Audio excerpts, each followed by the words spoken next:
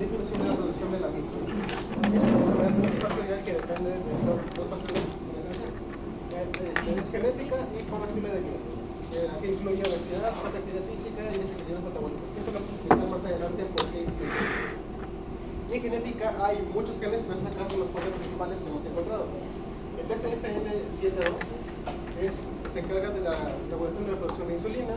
El PPARG se encarga de la regulación del metabolismo de los lípidos y la sensibilidad a la insulina. El KCNJ11 codifica los canales de potasio para hacer la beta del páncreas. Y el KM10 es la regulación de la señalización de la insulina a la beta del páncreas. Luego vamos a explicar más adelante en la exposición por qué es tan importante el metabolismo de los lípidos, la regulación de la producción de insulina. Pero eso se va a explicar más adelante en la patología. Según los datos epidemiológicos que hemos encontrado, y según la Federación Internacional de Diabetes, en 2019 había un total de 463 millones de personas con diabetes entre 20 y 79 años. Y esto acá estima que para el año 2045 habrán más de 700 millones de personas que tengan esta enfermedad. Está presente en cualquier rango de edad, pero es un poquito más prevalente en adultos mayores. Y el problema de esto es que uno de cada 3 personas no está diagnosticado. Así que si nos cortamos acá, bueno, es un tercio, posiblemente no estamos diagnosticados de aquí en unos años. Así que hay que explicarlo. Es una enfermedad, está asociada a la enfermedad cardiovascular, que es acá la principal causa de muerte cuando las personas con diabetes. Es la principal causa de morbilidad y mortalidad de las personas que tienen diabetes. Ya, factores de riesgo. Como ya comenté antes, la obesidad. ¿Por qué? Porque eso genera un exceso de grasa corporal y esto genera una mayor estrés en la insulina. Como les dije, esto lo vamos a explicar más adelante, más a profundidad. La inactividad física también porque genera interleuquina 6, factor de como el alfa y la interleuquina 1. Y esta parte de la disminución de insulina igual lo vamos a explicar más adelante. Y todo esto causa una inflamación metabólica. Ya. El dieta poco saludable también influye por el aumento de las grasas en el cuerpo. También influye mucho lo que es los antecedentes familiares, por ejemplo, si es que nuestros padres o abuelos tuvieron diabetes, posiblemente también nosotros tengamos diabetes. Y en la cuestión de la etnia, los hispanos, afroamericanos, asiáticos y latinoamericanos son los que están más afectados por diabetes. Ahora en la fisiopatología, para entender la fisiopatología de la diabetes mellitus tipo 2 tenemos que entender un proceso fisiológico normal.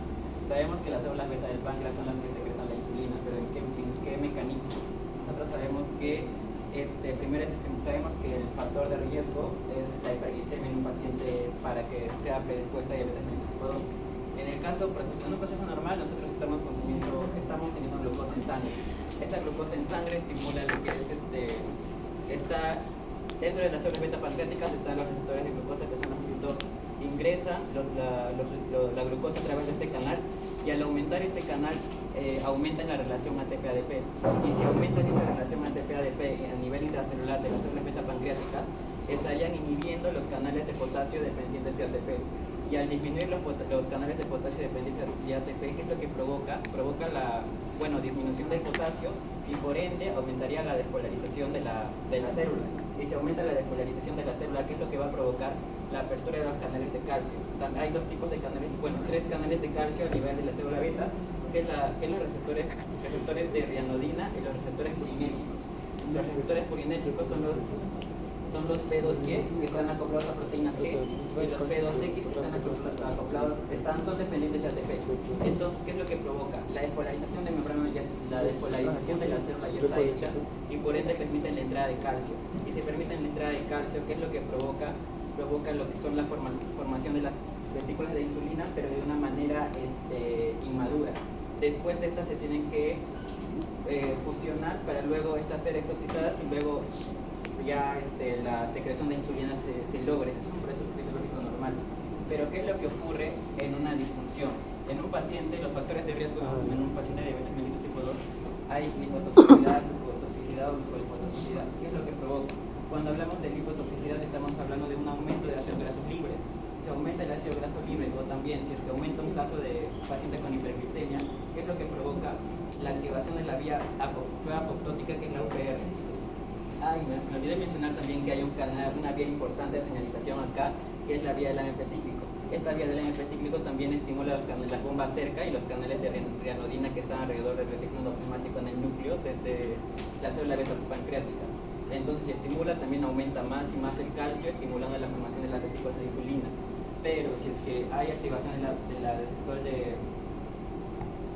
la prueba apoptótica, entonces hay inhibición de la vía del AMP cíclico. Y si hay inhibición de la vía del AMP cíclico, entonces va a haber disminución de la actividad de la bomba cerca, y por ende no va a haber una movilización de calcio tanto por la bomba cerca o por los receptores de rianodina. Pero principalmente, ¿por qué? ¿Por qué los receptores de rianodina no participan? Porque principalmente no están estimulados la despolarización de esta membrana, porque no hay un correcto aumento de la relación ATP-ADP.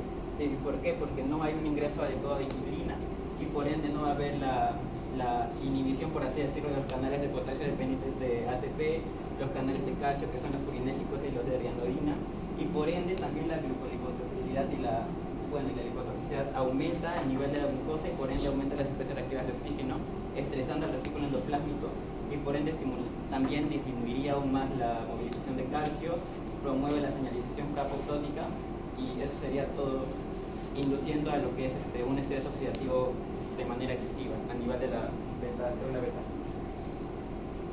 Y principalmente, entonces, ¿qué es lo que provoca?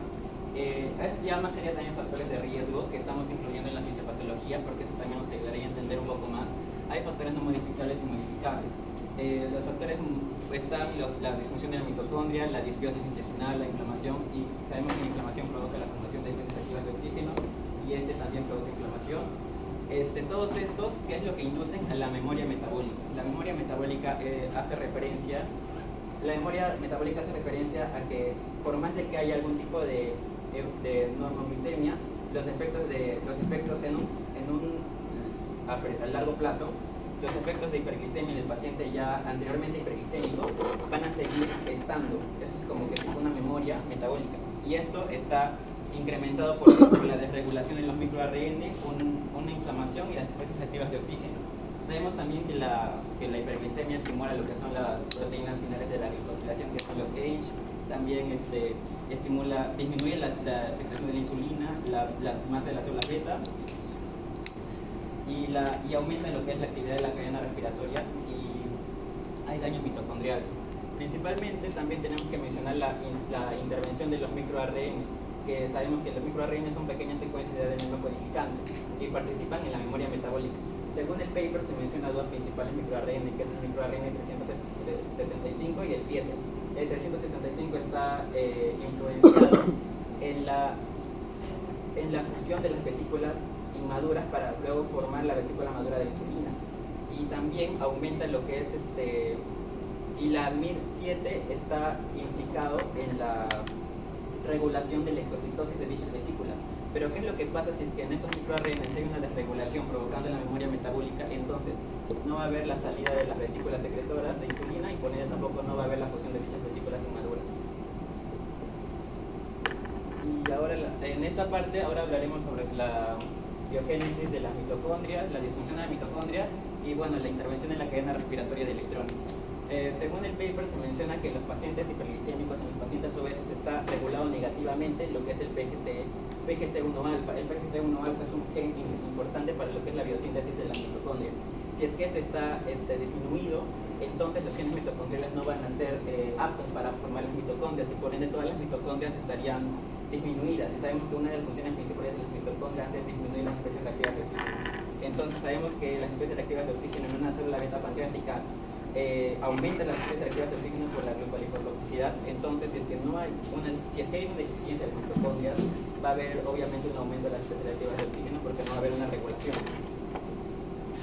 Y sería principalmente por esta parte, aumento de las reactivas de oxígeno, y también en esta parte la cadena transportadora de electrones. Principalmente se menciona en el paper que los implicados son el complejo 1 y el complejo 3. Principalmente el complejo 1, ¿por qué? Porque en el complejo 1 sabemos que en la cadena transportadora de electrones, cuando hay un excesivo flujo de nutrientes debido a la alimentación inadecuada, los electrones también va a haber un aumento de flujo de electrones por medio de la cadena transportadora de electrones. ¿Y qué es lo que va a provocar esto? Al haber un excesivo flujo de electrones va a haber un desplazamiento del oxígeno en el complejo 1. Y si hay un desplazamiento en el oxígeno va a haber una formación del superóxido. si hay una formación de superóxido, en un periodo posterior va a haber formación de peróxido de hidrógeno, y por ende va a ser lipotoxicidad o una lipotoxicidad a lo largo de la cadena transportadora de electrones, y por ende estaría aumentando dicha lipotoxicidad a este nivel. Entonces, si es que trataríamos de algún tipo de tratamiento, podríamos estar implicando algún tipo de inhibición a lo largo de la cadena transportadora de electrones, que vamos a hablar posteriormente. Y acá, este es un proceso normal también, en el cual normalmente, ¿qué es lo que debe ocurrir? Que la insulina debe unirse a su receptor INSR, que principalmente es un hepatocito. Entonces, la insulina se une a su receptor, que es lo que provoca la fosforilación. Se le agrega un grupo fosfato. Y luego esta unión de insulina con su receptor provoca la fosforilación también de la IRC1, que esta de su forma defosforilada pasa a su fosforilada, y luego esta fosforilación promueve la activación del PI3K1 a su forma fosforilada, luego también la activación del inosito trifosfato, luego forma la fosforilación del PDK1 y finalmente la activación del AKT, que es estimulada por el mTORC2. ¿Qué es lo que provoca estos dos? La insulina con su receptor a últimas instancias provoca la activación del AKT, que esto lo que hace es inhibir, por así decirlo, de una manera regulada, o la translocación del GLUT4, que también es otra transportadora de glucosa, el PCK1, que también estaría interviniendo en la gluconeogénesis, la síntesis de glucógeno en este caso, y la captación de glucosa.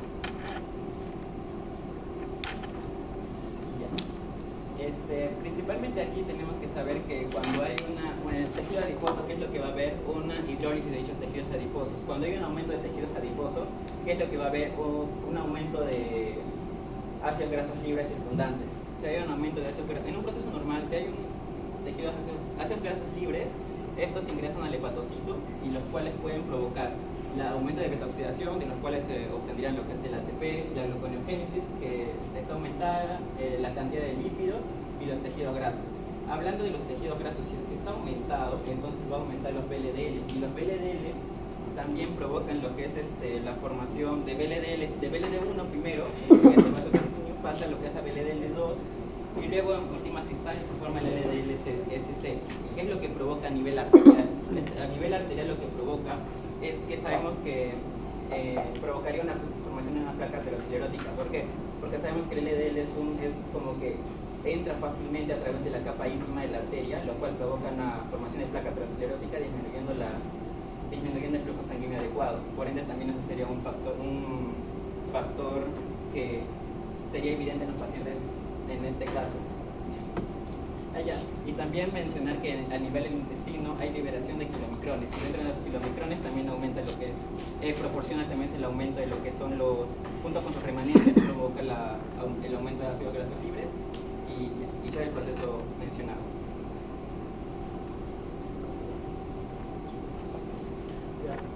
El 90% de los casos son asintomáticos, pero son hiperglicémicos, personas diabéticas. Como sabemos, tenemos las 5 Ps para poder identificar una persona diabética, que es poliuria, polidipsia, pérdida de peso, polifagia y polihexamino, que es fatiga. Obviamente la hiperglicemia, que tiene que ser mayor a los valores normales, y la resistencia de la insulina, que son los dos principales que tenemos. Los acrocordones y acanosis nigricans se ven de esta manera. Son causados por la resistencia a la insulina, porque hay un factor de crecimiento que es similar a la insulina, y al haber una resistencia y un aumento de la insulina, pues causa estos signos.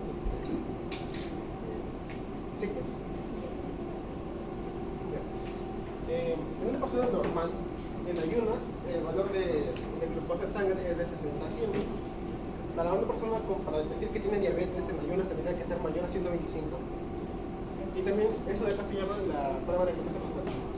La prueba de tolerancia a la glucosa es cuando tú le das a una persona igual en ayunas 75 gramos de glucosa diluida, y esa persona luego de 2 horas, si es que está sana y normal, debería controlar esos niveles y bajarlo otra vez hasta el rango de 60 y 100. Si es que no lo controla y sus niveles se disparan hasta más de 200, significa que pues, no puede controlar su nivel de glucosa, y pues los mantiene así elevados, que no podría indicar que tiene diabetes. Otra cosa es la hemoglobina glicosilada, que es la glucosa que se mantiene unida a la hemoglobina, que esa es la que se puede medir más a largo plazo. Esa es la que se mide cuando se lleva tratamientos. Por ejemplo, cuando una persona tiene la diabetes no controlada, se utiliza este signo para ver si es que ya pudo controlar la glucosa o no. El valor normal debe ser menor a 5.6. Si ya es mayor a 6.5, pues ya decimos que tiene diabetes. Ya, tratamiento. Como ya dijimos, la principal causa de la diabetes es la hipotoxicidad, así que la mejor manera de controlarlo sería con la nutrición.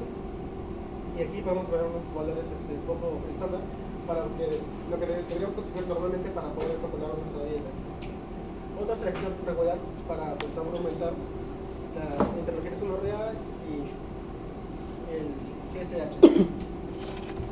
Lo que se utiliza para bajar y controlar los niveles de glucosa cuando una persona es recién diagnosticada con diabetes y tiene la glucosa demasiado alta es la metformina. ¿Y cómo funciona esto? Ese gráfico pues está un poquito feo, pero prácticamente lo que hace es baja la lipotoxicidad para que pueda inhibir todo lo que hemos explicado de los ROS y todo eso, y para que el calcio pueda liberar la insulina pues, a la sangre y la glucosa pueda entrar a las células. Eso es lo que hace la metformina. Aquí tenemos un caso clínico, pues, para los que es Juan Pérez, un contador de 55 años con antecedentes familiares de diabetes tipo 2 por parte de la madre y hipertensión arterial por parte del padre. Consulta por fatiga, sed excesiva, oliguria y pérdida de peso inexplicada. Estilo de vida es sedentario, o sea, no hace ejercicio, dieta poco saludable, que se suma a su trabajo que es frente a la computadora, un oficinista. El examen físico revela un índice de masa corporal de 32, glucosa en ayunas de 200 y una presión arterial ligeramente elevada. La exploración oftalmológica muestra signos de pruebas de retinopatía diabética y pruebas del laboratorio confirman un mal control glucémico y elevación de triglicéridos. Ya. ¿Alguien aquí voluntario quiere decir posibles factores de riesgo que hemos mencionado aquí? ¿De alguien diabético? ¿Sí? ¿Sedentario? Edad. Dieta poco saludable. La dieta poco saludable. ¿Sí? Trabajo, Es un trabajo que está sentado pues, en la computadora todo el día. La edad. ¿Sí? La edad está entre rango, sí. ¿Alguna clínica que nos dé el paciente que podemos ver que el paciente tenga? ¿Algún signo o síntomas? Poliuria. Poliuria, fatiga, una cosa que no dijimos, la pérdida de peso se da porque al tener glucosa en la sangre pero no puede utilizarla, se utilizan otras rutas, ya sea la lipólisis o el utilizo de proteínas. Como si se utilizan las proteínas para obtener esa energía, pues se pierde la masa muscular y eso. Ya, ¿qué te recomendarían al paciente para que se pueda tratar? Así, con la glucosa así disparada. Fermina. El formil. Ya. Otra cosa, aparte de la metformina, insulina, ya, pero algo más importante que se puede cambiar, que todos podemos hacerlo, ejercicio, cambio de dieta, Hábitos. ejercicio, ya. ¿Cómo evaluaríamos al paciente después de, no sé, un mes, si es que ha cambiado su nivel de glucosa? ¿Recuerden qué prueba se hacía? ¿Cuál? ¿Cómo evaluamos al paciente después de, no sé, 2 meses, un mes? ¿Qué prueba hacemos para ver? ¿La hemoglobina glicosilada? La hemoglobina glicosilada. Gracias.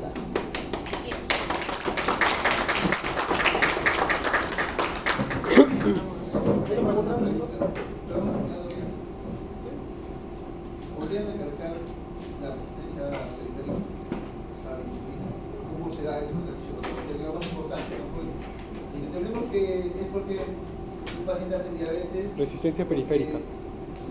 Produce muy poca insulina, y por eso hay defectos genéticos demostrados y que eso se puede manifestar al inicio de la edad temprana, más conocido como diabetes tipo 1. ¿Por qué? Porque tiene un trastorno genético.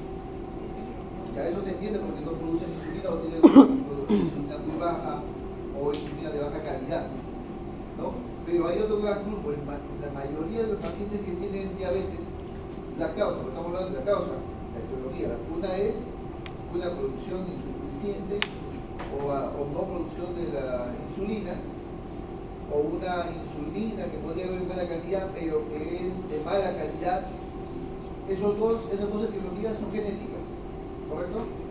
Y luego tenemos la otra causa que es por la resistencia a la insulina. Entonces, y esta sí tiene muchas causas secundarias, mencionado, obesidad, ¿no? Sedentarismo, varias causas que van a dar como finalidad la resistencia a la periférica a la insulina. Entonces, dado que lo genético se sobreentiende que es por ya de nacimiento y todo eso, lo más importante es que entendamos cómo se da la resistencia periférica a la insulina y tengamos bien claro ese concepto. Si lo pueden retratar. Ya, eso se da porque el paciente consume mucha glucosa por mucho tiempo, pues el cuerpo para compensar produce más insulina. Hay más glucosa. ¿Cómo dice? El paciente consume mucha glucosa y el cuerpo produce insulina para aumentar, o sea, para contrarrestar los niveles de glucosa. Pues es que pasa por mucho tiempo, pues llega un punto en que el cuerpo como que se cansa, por así decirlo, y esta insulina como que ya no funciona para controlar los niveles de glucosa. No. O sea, si yo consumo bastante azúcar en exceso, ¿voy a terminar siendo diabético? ¿Es así? ¿Por qué hay resistencia? El tejido graso que está alrededor del vaso sanguíneo no permite la entrada fluida de la captación de la glucosa. Ya. O sea, lo que tenemos que entender es que la resistencia a la insulina no es porque la gente tenga mucha azúcar excesiva en la sangre y por eso al final va a haber resistencia. Más bien, la hiperglicemia es consecuencia del defecto en el funcionamiento de la insulina, ¿no? Porque la insulina, ¿qué cosa es? En ese paciente que hace la resistencia a la insulina, ¿qué tiene? ¿Insulina de glucosa? No. ¿Insulina en poca cantidad? Tampoco. Más bien tiene hiperinsulinemia, o sea, está aumentada la insulina y lo estudias bioquímicamente vas a encontrar normal.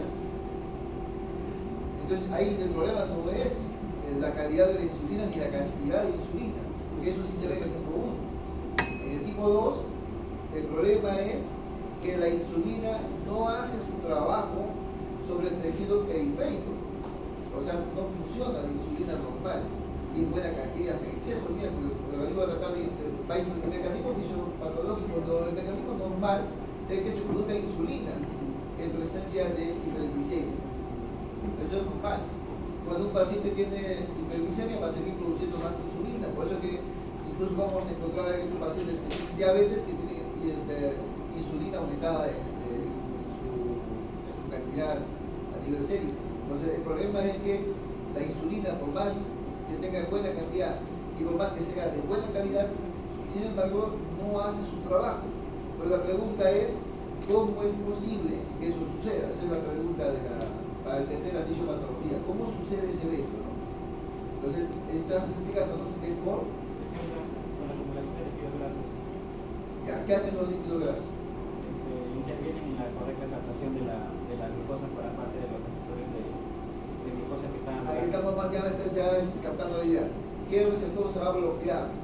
Y que va a ser un competidor de la insulina. ¿Ya? Lo que vas a tener es una sustancia que va a competir con la insulina del paciente por el mismo receptor.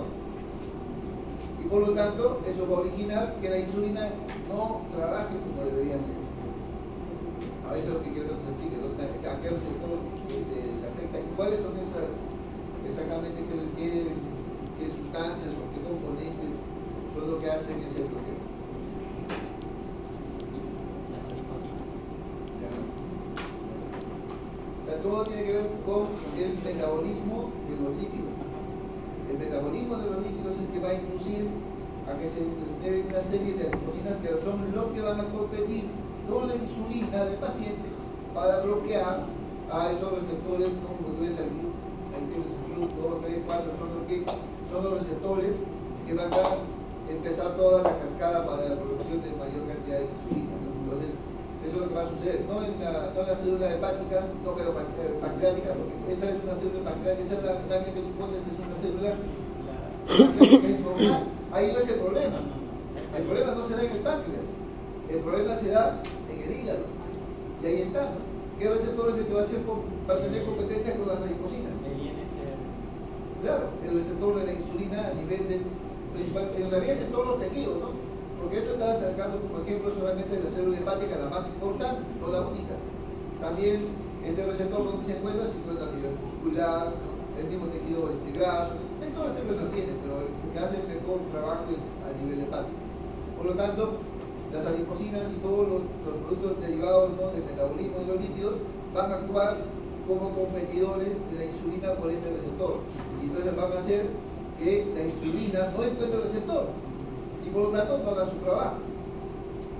Correcto, ¿cuál es el trabajo? ¿Eso es de ahí, es fisiopatología o es esa parte es normal? Es el proceso normal. Es el proceso normal. El que se adhiere la insulina y eso va a originar todos los cambios internos. ¿Para qué? Para que más bien la glucosa que está en la parte sanguínea ingrese a la célula y así se pueda utilizar la insulina intracelularmente, ¿no? Entonces ese efecto se pierde porque el receptor está ocupado por otro componente lipídico, el metabolismo lipídico, y eso va a originar entonces la resistencia a la insulina que queda circulando sin tener un sustrato sobre el cual actuar y trabajar, ¿no? Y es así como vamos a encontrar entonces nosotros, ¿qué cosa? Vamos a encontrar nosotros la resistencia. Pero lo curioso es que a los pacientes que hacen la resistencia le ponemos insulina. ¿Sí o no? Se le pone insulina. Y entonces, ¿por qué esa insulina que le ponemos, que es una insulina que sale de la... ¿Sabes qué produce la insulina que colocamos a los pacientes? ¿No? ¿Quién lo produce? La insulina artificial. ¿De dónde sale? ¿Es una reacción química de productos o algún agente, algún microorganismo produce esa sustancia que es muy parecida a la insulina y no la llamamos insulina porque su efecto es muy similar, pero no es una insulina de la misma composición química que la insulina que tenemos en nuestro cuerpo? Lo que pasa es que la bacteria que tanta infección urinaria produce, ¿cómo se llama? La más común. La Escherichia coli uropatógena. La Escherichia coli produce un producto de secreción de la Escherichia coli que químicamente lo que hace es mucho más eficiente para poder activar a este receptor. O sea, tiene un efecto en el cual quita al componente lipídico, o sea, libera y luego toma el receptor y lo activa. De tal manera que la insulina del mismo paciente ya tiene el receptor libre y puede trabajar. ¿Te das cuenta? Entonces, administramos con insulina. Es un componente químico muy parecido, pero no es el de no es una insulina como la del cuerpo humano, ¿no? Y cuyo efecto principal va a ser también competir con el receptor y favorecer a que el receptor quede libre para el normal funcionamiento de nuestra insulina. Pero doctor, igual no habría sentido sustancialmente esa insulina porque igual a veces seguir habiendo resistencia. Lo adecuado sería disminuir el tejido graso. No, lo que pasa es que la resistencia se pierde precisamente porque este receptor lo que hace, o esta insulina lo que hace es trabajar sobre los receptores bloqueados. ¿De acuerdo? Los libera. Entonces, en ese momento empieza a haber la compensación. O sea, la ventaja que tenemos que con estas insulinas artificiales es que este receptor de la insulina se activa, se logra activar, ¿no? Y eso va a favorecer entonces el efecto real de la insulina, lo que el mismo paciente presenta. Y eso es lo que va a disminuir la cantidad de glucosa en sangre. Ok. ¿Qué más hay? ¿Qué más nos puede comentar sobre la resistencia periférica? O sea, hay ejemplo mismo que a la primera vez glucosa, glúculo. ¿Qué pasa con el potasio? Ah, excelente. Ese punto de potasio quiero que quede bien claro. El potasio. Ya, ¿qué sucede con el potasio? Cuando hay una disfunción en el potasio, cuando hay una hipotoxicidad, por ejemplo, primero tiene que haber en un proceso normal tiene que haber ingreso de glucosa para que haya un aumento de la relación ATP. Pero si hay una lipotoxicidad,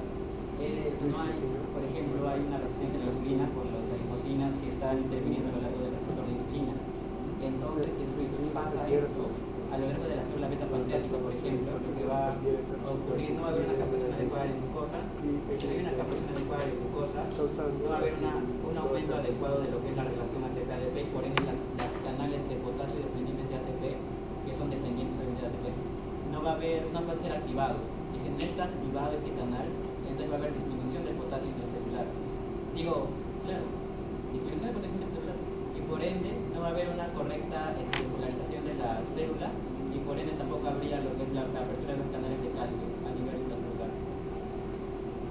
Entonces, si no entra el potasio de la célula, ¿dónde queda el potasio? Extracelular. Extracelular, en la sangre, sobre todo a nivel vascular. Entonces, lo que tú vas a encontrar es más bien pacientes con tendencia a ser hiperpotasemia. ¿Qué va a pasar con el potasio en exceso en la sangre? Necesidades cardíacas. Efectos a nivel del sistema nervioso, ¿no? Porque alteran la estabilidad de la membrana nerviosa, ¿no?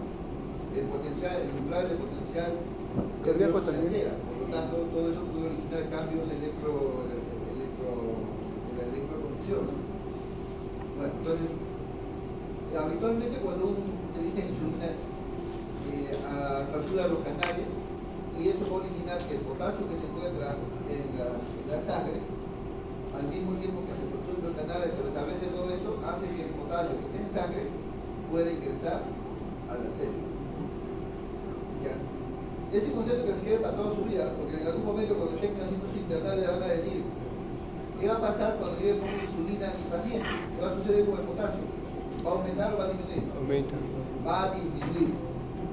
¿Por qué? Porque cuando uno administra insulina al paciente se aperturan los canales de potasio y hay un ingreso de potasio a la célula. Así como ingresa la glucosa, también ingresa el potasio. Entonces el paciente va a hacer hipopotasemia por el uso de la insulina. Es más, cuando ustedes vean pacientes que tienen hiperpotasemia en niveles tóxicos que podrían originar una parada cardíaca por hiperpotasemia, el tratamiento es justamente poner insulina. No para bajar el azúcar, sino para disminuir el potasio que tiene el paciente. ¿De acuerdo? O sea, la insulina la vas a utilizar no solamente para bajar glucosa, que eso no es uso, sino otro uso que puedes tener y que tiene que relación a estos canales, porque es lo que hace la insulina, es activar el canal de potasio y hace un secuestro del potasio sérico al interior de la célula. Entonces, ese es otro uso que van a ustedes ver cuando tengan alguna ocasión de utilizar la insulina. Eso les quede para toda la vida, por eso los exámenes de exámenes también acá voluntarios. ¿Quedó claro entonces? Porque ya una vez que se hace trastorno, ya la hiperglicemia ya se estudió, bueno, ya se hizo una clase sobre hiperglicemia, todas las cadenas, los cinco caminos que siguen, ¿no?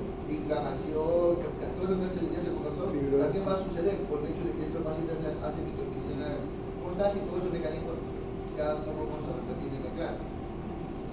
Muy bien. ¿Quedó claro? La etiología es hiperglicemia. ¿Cuál? La etiología. La etiología hemos mencionado, ¿no? Si hemos mencionado dos etiologías hemos hablado. Una genética, en la cual hay defectos genéticos, defectos que se dan, ¿no? En los cuales va a traducir una insulina defectuosa o poca producción de insulina. Eso va a originar hiperglicemia. Esa es una de las causas genéticas. Y la otra causa es la resistencia periférica a la insulina, ¿no? La resistencia a la insulina es cuando se bloquea ese canal, y una vez que se bloquea el canal, la insulina no hace su trabajo, y eso va a originar la hiperglicemia, ¿no? Entonces corriges ese bloqueo y entonces baja la hiperglicemia, ¿no? Esa es la idea, ¿no? Mantener el paciente. Muy bien. Los demás son factores, ¿no?